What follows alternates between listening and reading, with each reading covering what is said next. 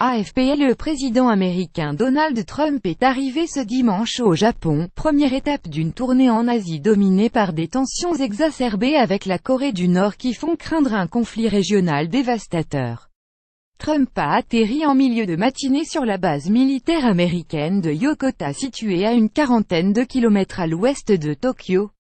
Il a été accueilli par le ministre japonais des Affaires étrangères Taro Kono. Ce premier voyage de plus de 10 jours en Asie du président Trump, le plus long dans la région d'un chef d'État américain depuis un quart de siècle, intervient après des mois de surenchère verbale entre Washington et Pyongyang, dont le programme nucléaire avance à grands pas. Après Tokyo puis Séoul, Trump doit se rendre en Chine. Il participera ensuite au sommet de la PEC au Vietnam et de l'ASEAN à Manille. Le président américain a dit ce dimanche prévoir aussi de rencontrer le président russe Vladimir Poutine pendant ce voyage en Asie. Les alliés de Washington, la Corée du Sud et le Japon, les plus exposés aux risques posés par une Corée du Nord belliqueuse dotée de l'arme nucléaire, auront à cœur d'appeler Trump à réaffirmer l'engagement de Washington envers leur sécurité.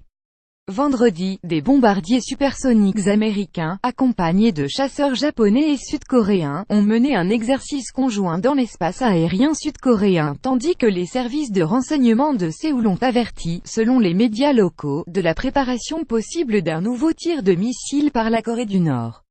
Cette première étape est celle des retrouvailles de Donald Trump et de Abe Shinzo Abe, le Premier ministre du Japon, pays dont l'île septentrionale de Hokkaido a été survolée à 2 reprises par des missiles nord-coréens et que Pyongyang a menacé de « couler ».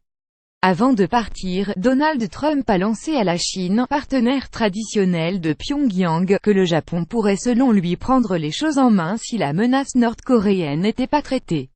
Le Japon est une nation guerrière et je dis à la Chine, vous allez vous heurter à un gros problème avec le Japon très bientôt si vous laissez cela continuer avec la Corée du Nord, a-t-il affirmé jeudi sur Fox News.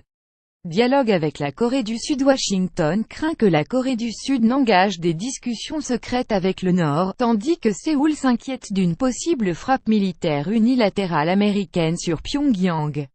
Trump parlera devant le Parlement sud-coréen mais ne se rendra pas, contrairement à nombre de ses prédécesseurs, sur la célèbre zone démilitarisée DMZ, la frontière avec le Nord. Le voyage a été préparé par le secrétaire à la Défense Jim Mattis, qui avait averti fin octobre la Corée du Nord que « toute menace contre les États-Unis, leur territoire ou leurs alliés recevrait une réponse militaire effective et écrasante ». Mattis avait néanmoins assuré que la diplomatie restait « le mode d'action préféré des États-Unis pour résoudre la crise ». Samedi, la Corée du Nord, via agence de presse étatique KCNA, a exclu toute négociation concernant un arsenal nucléaire, qu'elle a menacé de renforcer si la « politique hostile » des États-Unis à égard se poursuivait.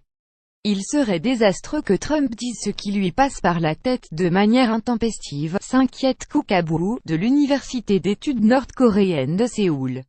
Si Trump dit quoi que ce soit qui provoque la Corée du Nord, cela pourrait exacerber encore les tensions militaires.